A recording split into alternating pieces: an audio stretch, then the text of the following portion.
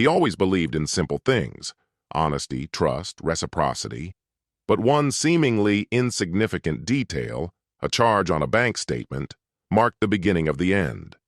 Everything that once seemed solid suddenly became unstable. Words lost their meaning, glances grew distant, memories became unreliable. They tried to convince him that everything happening was a product of his imagination. They tried to rewrite the past, to present lies as agreements, betrayal as freedom of choice. He stayed silent, observed, remembered, and when the masks began to fall, he already had everything he needed to end it. No scenes, no hysteria, only the truth. Cold, undeniable, shattering carefully constructed illusions. Sometimes destruction is the only way to reclaim reality. Greetings, my dear friend. I am very happy that you are watching my video, and I will be even happier if you subscribe to my channel. This will make me even happier. Let's get started. I'm not the type to meddle in other people's affairs. It's just never been in my nature. I've always believed that trust forms the foundation of any strong relationship.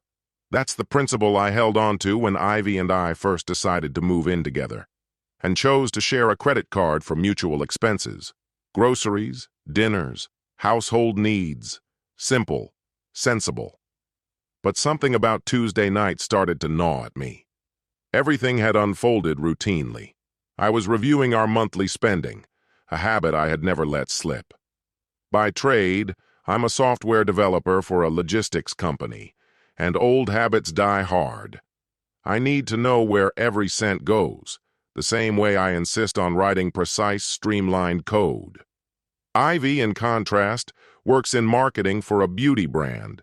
She's creative, spontaneous, and not the kind of person to stress over receipts or ledgers. That kind of meticulousness had always been my domain. As I scrolled through the statement, a charge stopped me cold. $287.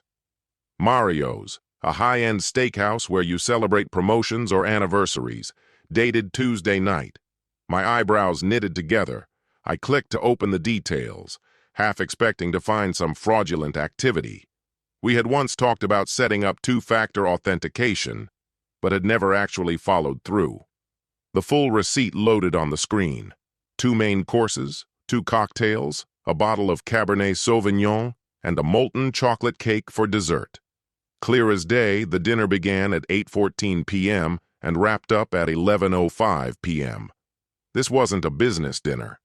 It was clearly a date.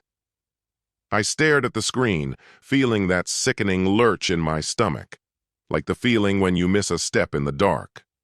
I grabbed my phone and opened our text thread from that night. I had been away in Chicago for a 3-day conference, endless client meetings, networking sessions. I remembered texting her from my hotel bed just before crashing. Me, 9:15 p.m. Hey, babe, just finished my last meeting, about to pass out. How was your day? She answered a few minutes later. Ivy, 9:30 p.m.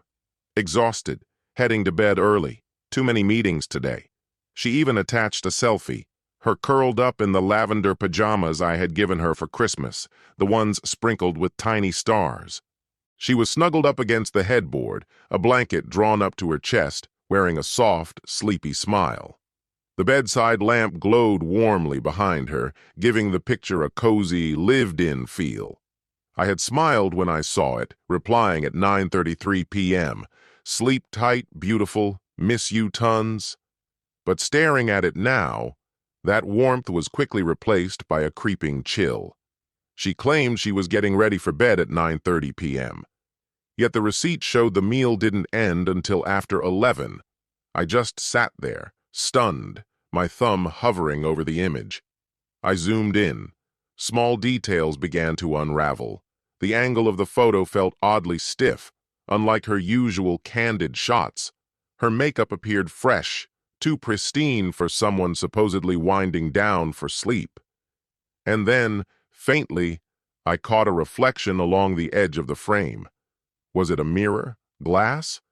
I couldn't tell exactly, but something inside me clicked into place. Other small moments flooded back. times when her business trips had perfectly coincided with mine.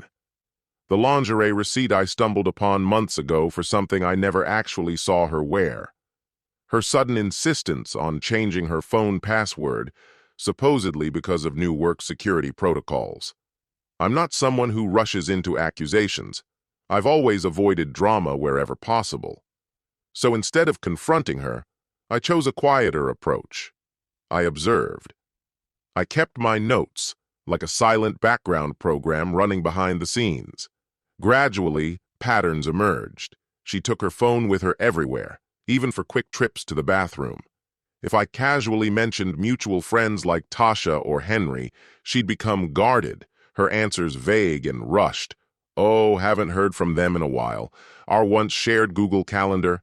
Gone. If I asked about plans, she would brush it off with a kiss and a distracted laugh. Until one evening, everything shifted. She was in the shower, singing along to a playlist I didn't recognize. For once, her phone was left unattended on the coffee table. It lit up with a new message. Jameson W. Can't wait to see you tomorrow. Hotel's booked. Same room as before. That single preview was all I needed. I didn't even unlock the phone. Driven by instinct, I pulled up the credit card statements again. A series of subtle but telling charges popped up, all from the Wyndham Grand downtown. Room service tabs, valet parking fees, always when I was away. The latest booking had been hidden too, a confirmation email, already marked as read and quietly archived in our shared inbox. She had never mentioned it. I would have missed it if I hadn't gone looking. That night, I sat down beside her on the couch. She was lounging, idly scrolling through Instagram, probably watching makeup tutorials or pet videos. A cozy blanket covered her legs and a glass of wine sat half forgotten on the side table. She looked serene, ordinary. I swallowed hard, my pulse pounding in my ears. "Who's Jameson?" I asked. I spoke, low, steady, maybe a little too even. She hesitated just for the briefest moment. You'd have missed it if you weren't looking for it. But I was. Her thumb paused mid-scroll. Carefully, she turned toward me, blinking as if snapping awake. "Jameson? From work?" she asked, her voice airy, almost careless. I didn't answer right away. Just looked at her, watched her smile falter just before it reached her eyes. "Is that the Jameson you're meeting at the Grand Hotel tomorrow?" The question left my lips soft, almost detached. Her eyes flicked to her phone, then snapped back to mine. And right then, everything shifted. Her face flashed through a parade of emotions. Shock, fear, quick calculation, irritation, and anger, too, boiling under the surface like she was ready to either run or explode. But instead she smiled, a steady, practiced smile. Not guilty, not nervous, more like a parent humoring a child's wild imagination. "Wait, you're actually mad about that?" she said, tone so smooth it made my skin crawl. I stared at her, unable to speak. "You're asking if I'm upset that you're cheating?" I finally said. She laughed, a sharp, bitter sound, and tossed her phone onto the coffee table. "It's not cheating," she said. "We talked about this." I blinked hard, trying to process. "Talked about what?" "Last year in Chicago," she said breezily, like she was referencing some settled, boring piece of history. "We agreed to open the marriage. You said you were okay with it, as long as we kept things discreet." I just stood there, stunned. None of this had ever happened. She tilted her head, her voice turning patronizing. "Yes, we did. After that fight in the hotel, remember? You said things were getting stale. I suggested seeing other people. You agreed. You even mentioned you might want to try it too." A cold dread crawled up my spine, like stepping into a life that wasn't mine. "This conversation never happened," I said, my voice thin and wrong in my own ears. I stumbled, my heart pounding so loud it drowned out everything else. Was I losing my mind? No. I knew what this was. Classic gaslighting. "Ethan," she said, sighing like a parent scolding a stubborn child, I can't believe you're pretending not to remember. Is it because you haven't found anyone yet?" "What?" I choked out. "I've been completely honest," she said, slipping into that slick, righteous tone. "Jameson knows all about you. This is what we agreed on." I stood up so fast the room tilted. My hands shook violently. I couldn't even tell if it was fury or heartbreak, or both, coursing through me. "Ivy," I said, dragging each word out like it hurt to say them, "we've been together for 8 years, married for 6. We have never talked about opening our marriage, not once. Not even that night you fell asleep during that polyamory documentary." Her eyes narrowed sharply. I caught a flicker, something. Doubt, guilt, frustration that her story wasn't sticking. "I have to get out of here," I muttered, almost too calmly. Even I could hear how far my voice was from the storm inside me. "I need space," she snorted, rolling her eyes. "God, you're so dramatic," she snapped. "It's not like I'm doing anything wrong. We agreed." "I'm staying at Miles's," I said, grabbing my keys and wallet from the table by the door. "Don't call me." "Fine, go," she shouted after me, her voice cracking under the pressure. "But don't you dare act like I betrayed you when you gave me the green light." I didn't say a word, didn't slam the door, didn't shout back. I just walked away. The cold night air hit me like a slap. I climbed into my car, started the engine, and drove. I don't even remember how I got there. When I finally pulled up at Miles's place, I was still shaking too badly to think.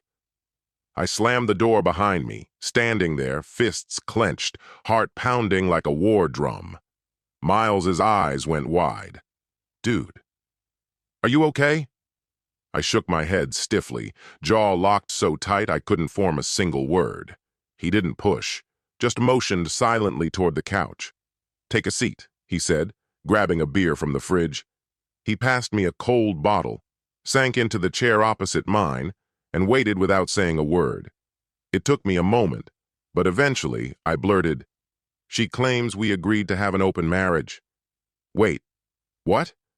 I laid it all out for him. Jameson, the mysterious hotel bookings, the odd charges on our shared credit card, the hidden text messages, and that icy, almost detached look she gave me when I asked about him, like I was the one forgetting some mutual decision we'd supposedly made. When I finished, he just shook his head, looking stunned. "That's crazy, man," he said. "She's trying to mess with your head," he added. "And it's working," I croaked, my throat dry and tight.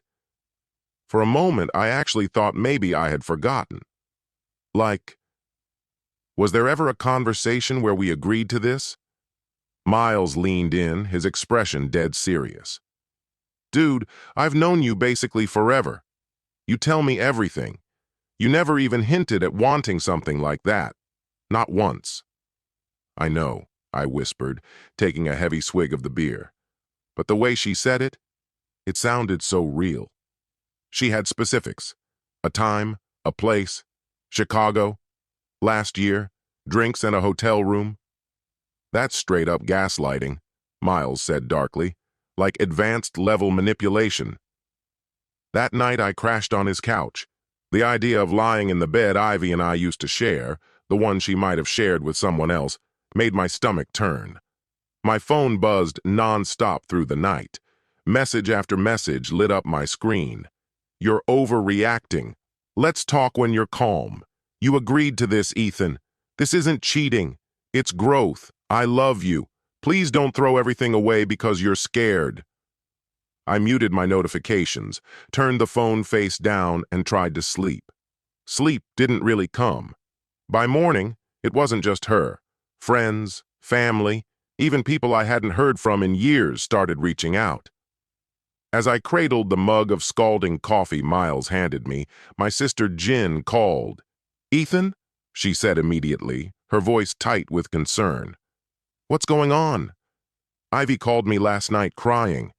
She said you flipped out about your open marriage arrangement." I froze. "What?" "Yeah," Jen said. "She said you both agreed to it months ago. But now that she's seeing someone, you're losing it. Are you all right?" I took a deep breath, trying to stay calm. Listen, Jin, we never agreed to anything like that. She's been cheating, and now she's trying to rewrite the past like I gave her permission. There was a beat of silence on her end. That's not what she told me, Jin said carefully. She said it was your idea, that you felt trapped and suggested opening the marriage. My stomach twisted painfully. She told you it was my idea? Yeah, Jin said reluctantly. She even mentioned you joked about making a Tinder account at brunch last summer. I don't know, Ethan. She sounded really hurt. Of course she's hurt, I snapped. She got caught. The next 24 hours made everything horribly clear. Ivy wasn't just lying. She was waging a full-scale campaign. She went to work on everyone, friends, relatives, even acquaintances I barely remembered. My parents called, cautious and hesitant. Son, my dad said, we heard there's been some exploration in your marriage. Who told you that? I demanded, my voice sharp. Your aunt mentioned it. She heard from your cousin. Apparently Ivy said so. It wasn't just rumors. It was a full-blown story. According to her, the version everyone was hearing went like this. Ethan and I decided together to have an open marriage. He was thrilled about it. But once I found someone, he got jealous and tried to act like it never happened. It's heartbreaking. Suddenly, people were picking sides. Some messaged me privately. Hope you two can work this out. It's tough, but possible. Just because you're struggling doesn't mean she betrayed you. It felt like I'd been pulled into some parallel universe where I was the villain in a play I didn't even know I was starring in. So I did the only thing I could think of. I started digging. Old texts, emails, photos, calendar events, receipts from trips, anything that could tether me back to reality. I zeroed in on the Chicago trip, supposedly the moment our agreement was made. I scoured restaurant receipts, museum tickets, every picture we took. Nothing fit. Not a single clue hinted at any such conversation. By my third day sleeping at Miles's place, I was falling apart. Sleep was almost non-existent. I lost track of how many times I reread old messages, hoping to find some crack in her story, some proof she was rewriting history. But the more I read, the more unsteady everything felt. That morning, sitting on Miles's cramped balcony, coffee cooling in my hands, I spotted it. A Facebook message request from someone named Samantha Harper. I frowned. The name didn't ring a bell. Her message read, "Hey, I think you should know. Your wife thought you were cheating on her with me a few months ago. I have screenshots of her messages if you want to see them." A jolt shot through me as I snapped upright, adrenaline rushing to my fingertips. My hands trembled while I hurriedly typed a response. "Can we meet?" We arranged to talk that afternoon at a quiet coffee shop downtown. Squeezed between an old bookstore and a tailor's shop, I couldn't believe I'd never noticed before. I arrived ahead of schedule. I paced the sidewalk, my heart pounding like a drum against my ribs. She showed up exactly on time. Early 30s, smartly dressed, with an approachable yet cautious energy about her. Although she looked put together, there was a subtle rigidity in the way she held herself. "I'm Samantha," she said, extending her hand. "Ethan," I replied, though she obviously already knew. We grabbed coffees and found a secluded booth tucked in the corner. Leaning in a little, she got straight to the point. "I work for Thorne Consulting," she said. "Last year, your wife's company hired us for a rebranding project. That had been the first time our lives briefly overlapped." I gave a wary nod. "All right." She pulled out her phone, scrolling through her gallery before turning the screen toward me. "This was at the launch event," she explained. The photo showed about 20 people crammed together for a group picture. Me standing awkwardly on the far left, Samantha on the opposite side. I squinted, trying to pull the memory from the haze. "I barely even remember that night," I said. "We didn't talk at all, did we?" She shook her head. "Not once." Which only deepened the mystery of why she had contacted me now. She kept going, her tone steady but serious. 4 months ago, I started getting these, she said, handing me her phone. The moment Ivy's name flashed on the screen, my pulse skyrocketed. The first message read, "I know what you're doing with my husband." Scrolling further, there were more. Accusations, suspiciously late meetings, flirtatious texts. "Do you think I'm stupid?" one message hissed. As I read through them, a cold, sick feeling twisted in my gut. Samantha had replied, clearly confused. "I'm sorry, I think you have the wrong person." She had tried explaining. "I only know your husband professionally. You must be mistaking me for someone else." But Ivy hadn't backed off. If anything, she ramped it up, threatening to alert Samantha's employers and pressuring her to admit to an affair that hadn't happened. I sat there, speechless, shaking my head in disbelief. "Jesus," I muttered. Samantha pointed to another message sent a couple of days later. "I owe you an apology," Ivy wrote.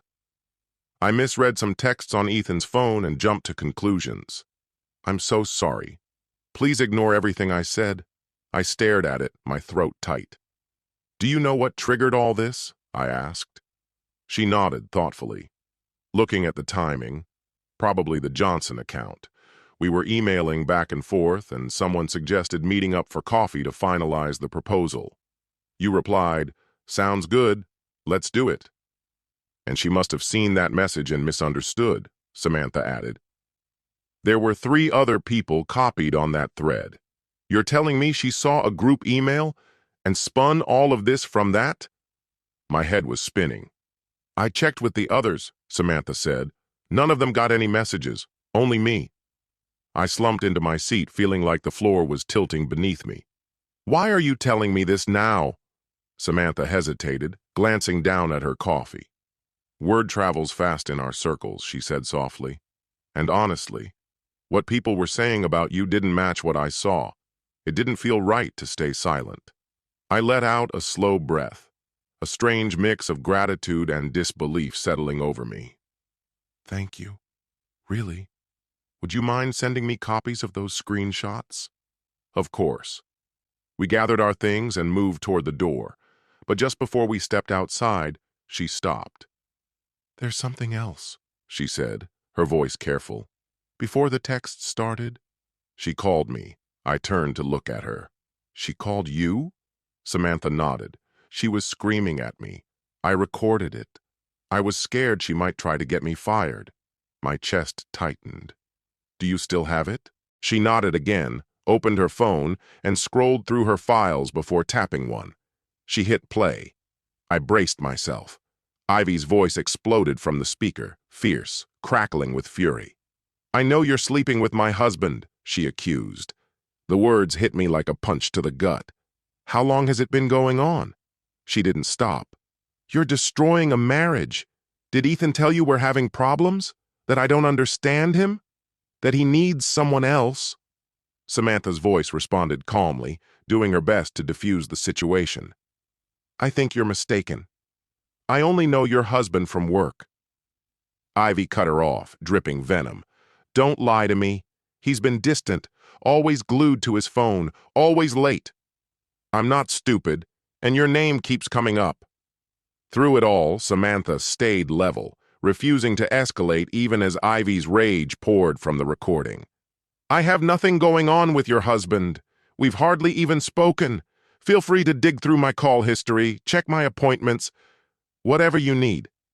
Ivy's voice suddenly broke, her anger collapsing mid-sentence into something shaky and wrecked. "He can't do this to me. We made promises to each other. He's mine. We chose each other. And I stood by him for 8 years. 8 years of loyalty. And now this?" I pressed my eyes shut, trying to keep control. Her words hit hard, each one like a punch. Loyal, faithful. 8 years.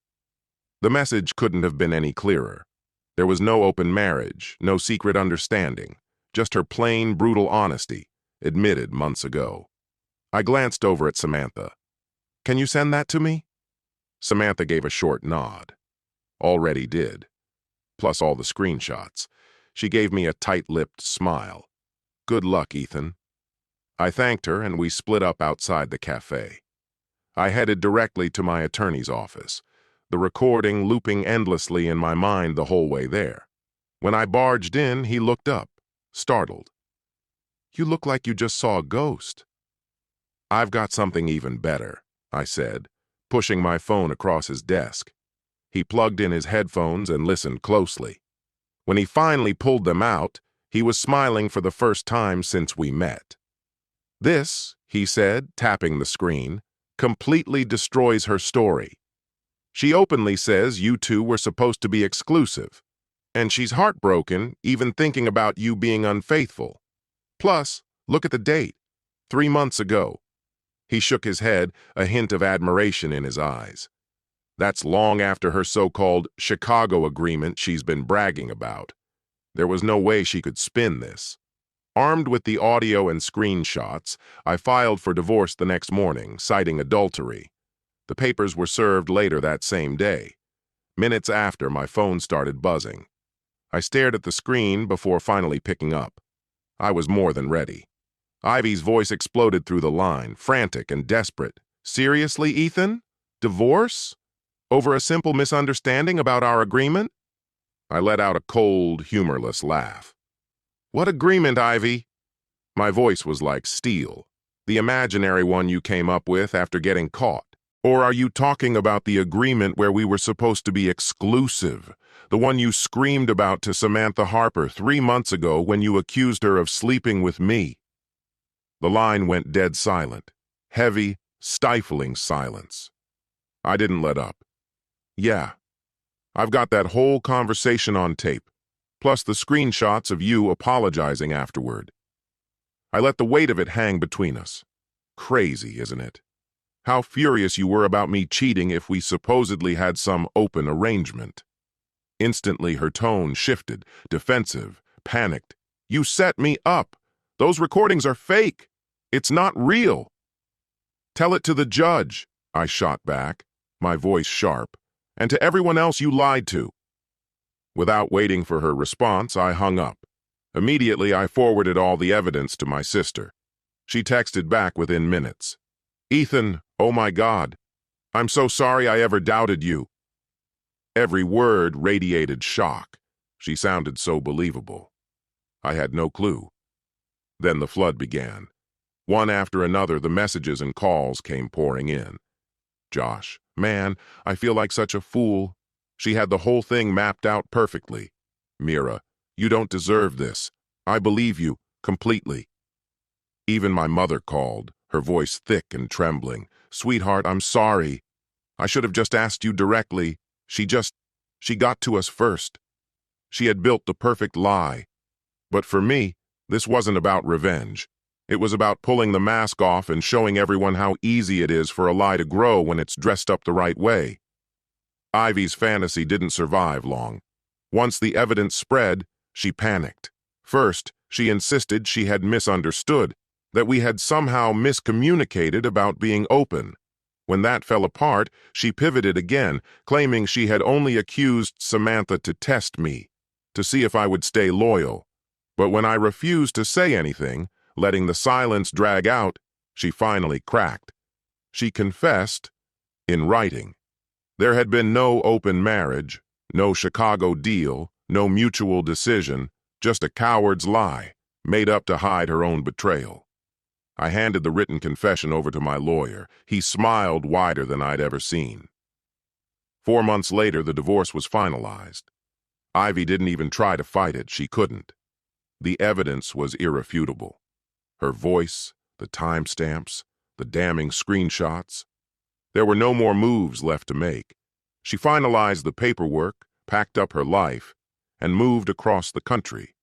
Before she vanished, though, I ensured that every mutual friend had a copy of her recorded confession.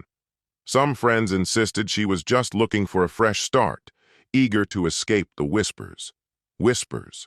Apparently, she was now calling the truth rumors. I didn't stand in her way. I had absolutely no interest in whatever story she intended to craft in her new city.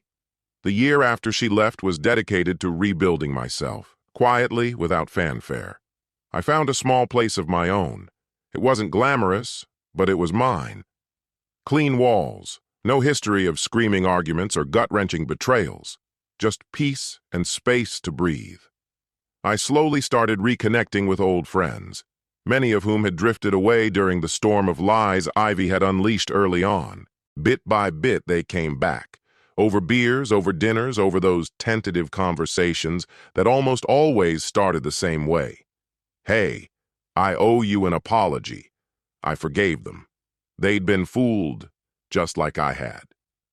Cautiously, I stepped back into the dating world, too. No apps, no desperate search for something real. I let connections happen naturally, through friends, through low-stakes outings, a coffee here, a casual walk there. Nothing serious, just small reminders that it was still possible to be seen by someone who didn't know the wreckage behind me. The strangest thing? Sometimes I still question my own memory. That's what gaslighting leaves behind. It digs in deep until you doubt even the clearest facts. I'd catch myself wondering, maybe I did say something wrong. Maybe I misinterpreted. Maybe it was partly my fault. When those thoughts crept up, I would replay the recording. Ivy's voice, sharp, furious, dripping with accusation. I know you're sleeping with my husband. How long has it been going on? Her rage was unmistakable, her belief in our relationship undeniable. She couldn't undo that moment, and I wasn't about to forget it. If there's one thing that whole experience taught me, it's this. Believe yourself. When someone tries to warp your reality, you have to cling even harder to what you know is real. Anchor yourself to the facts. And sometimes the truth shows up from the most unexpected people, like Samantha. It's been a year and a half now, and Samantha and I still stay in touch. We never crossed into anything romantic. We both knew that would be too strange, considering how our paths had crossed. But we meet for coffee sometimes, trade work horror stories, laugh about terrible dates. It was actually Samantha who encouraged me to share what happened.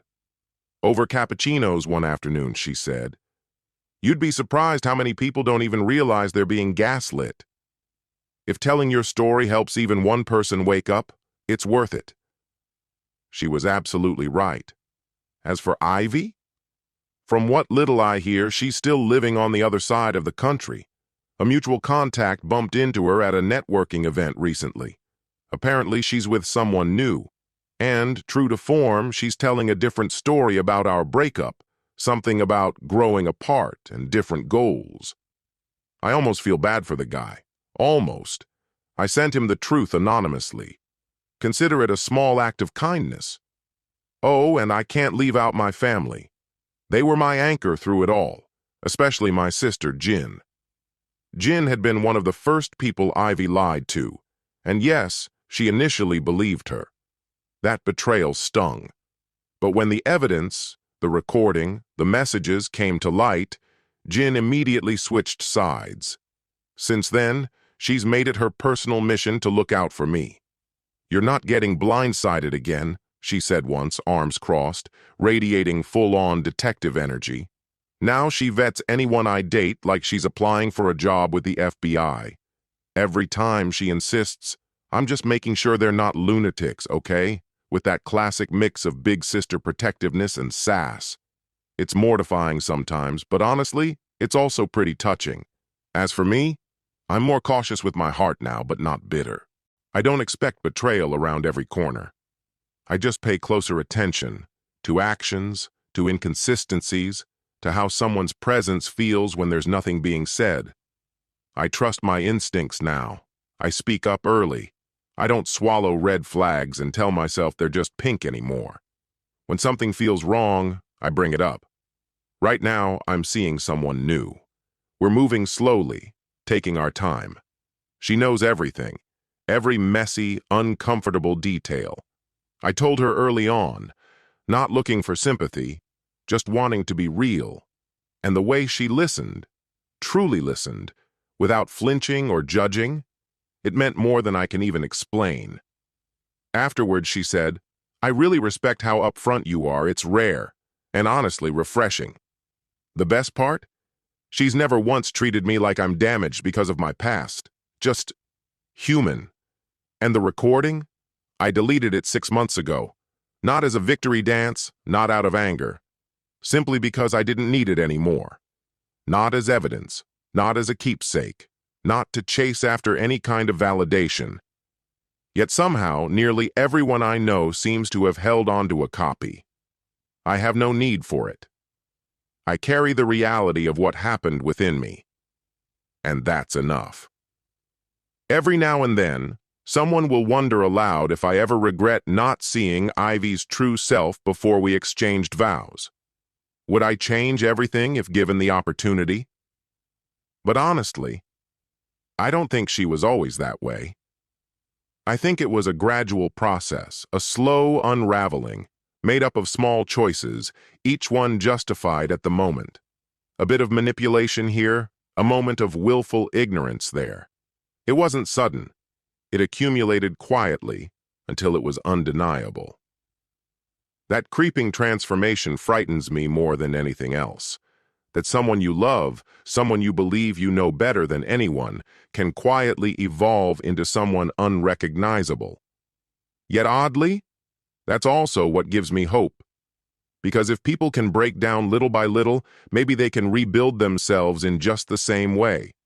Our story comes to an end here. Share your thoughts in the comments. Thank you for taking the time to watch. If you enjoyed this story, please check out other videos on this channel. See you soon, my dear friend.